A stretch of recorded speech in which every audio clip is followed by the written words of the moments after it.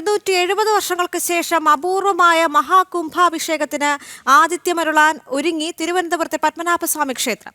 June 8-ന് ക്ഷേത്രത്തിന്റെ ദിവ്യത്വവും ആത്മീയ ഊർജവും പുനരുജ്ജീവനം ചെയ്യുന്നതിനുള്ള മഹാകുംഭാഭിഷേകം നടത്തുന്നു.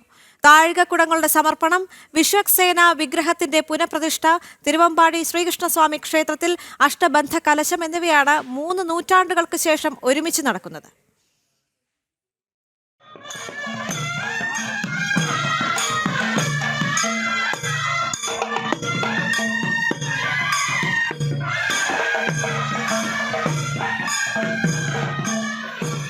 ചരിത്രത്തിൽ ഇടം നേടുന്ന ഒരു ആത്മീയ മുഹൂർത്തത്തിന് സാക്ഷ്യം വഹിക്കാൻ ഒരുങ്ങുകയാണ് തലസ്ഥാനത്തെ ശ്രീ പത്മനാഭസ്വാമി ക്ഷേത്രം. ഏകദേശം 270 വർഷത്തെ ഇടവേളയ്ക്ക് ശേഷം ക്ഷേത്രത്തിൽ അപൂർവവും അതിഗംഭീരവുമായ മഹാകുംഭാഭിഷേകം എന്ന പുണ്യകർമ്മം നടത്താൻ തീരുമാനിച്ചിരിക്കുകയാണ്. ഈ മാസം 8-നാണ് ചരിത്രപ്രസിദ്ധമായ ചടങ്ങ് നടക്കുക. ഒരുക്കങ്ങൾ പൂർത്തിയായതായി ക്ഷേത്രം അറിയിച്ചു.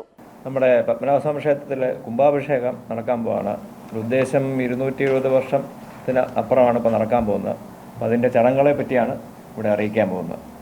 രാവിലെ ഒരു 7:45-നും 8:45-നും ഇടയ്ക്കാണ് നടക്കാൻ ഉദ്ദേശിക്കുന്നത്. ക്ഷേത്രത്തിന്റെ ആത്മീയ ഊർജം പുനരുജ്ജീവിപ്പിക്കുക, അതിന്റെ പവിത്രത വീണ്ടെടുക്കുക എന്നിവയാണ് മഹാകർമ്മത്തിലൂടെ ലക്ഷ്യമിടുന്നതെന്ന് ക്ഷേത്ര അധികൃതർ അറിയിച്ചു. വേദപണ്ഡിതരുമായും താന്ത്രിക വിദഗ്ധരുമായും വിശദമായ കൂടിയാലോചനകൾക്ക് ശേഷമാണ് ഈ തീരുമാനം.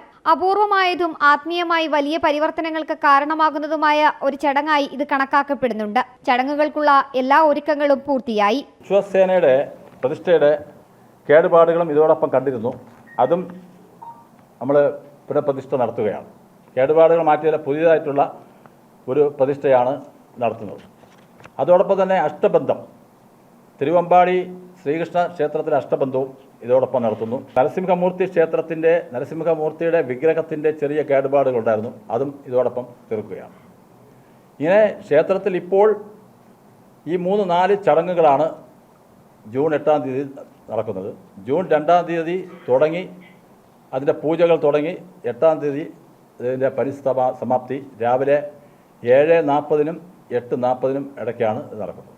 ക്ഷേത്രത്തിലെ ഗോപുരങ്ങളിലും ശ്രീകോവിലുകളിലും ശുദ്ധീകരിച്ച പുണ്യജലം അഭിഷേകം ചെയ്യുന്നതാണ് മഹാകുംഭാഭിഷേകം. ഹോമങ്ങൾ, മന്ത്രോച്ചാരണങ്ങൾ, വിവിധ വൈദിക ചടങ്ങുകൾ എന്നിവയോടുകൂടി ദിവസങ്ങൾ നീണ്ടു നിൽക്കുന്ന ചടങ്ങാണിത്.